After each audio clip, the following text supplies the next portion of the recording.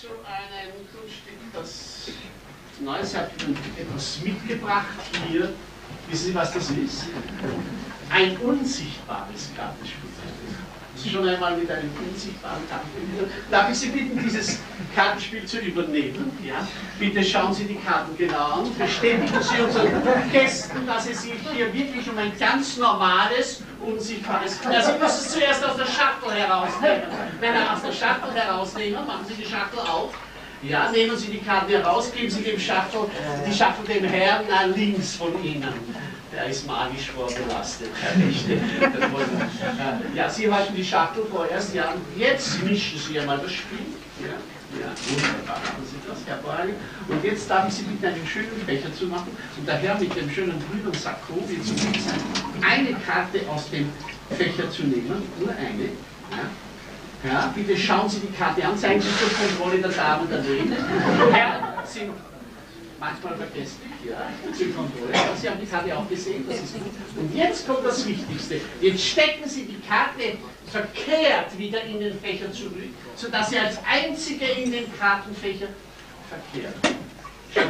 Sie schließen den Fächer, nehmen die Schachtel vom Herrn hier und geben die Karten rein, verschließen sie.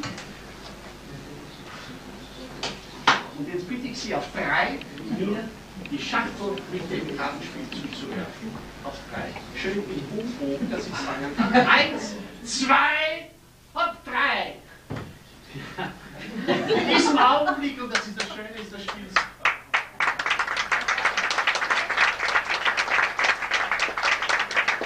Darf ich Sie zum ersten Mal fragen, was haben Sie für eine Karte verkehrt in dieses Spiel reingeschoben? Sie Herz.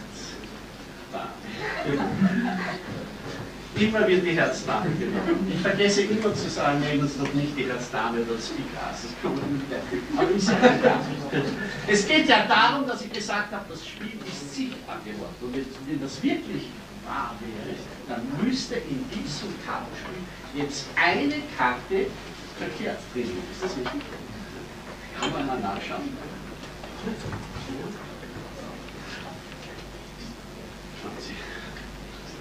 Hier werden Sie, wenn Sie genau schauen, die Fächer, versuchen das mit anzuwenden. Sehen Sie, das hier? Eine Karte in diesem Kartenspiel. Sie sagten, welche Karte? Selbst kontrolliert jetzt. Wir nehmen diese Karte hier aus dem Schuss heraus.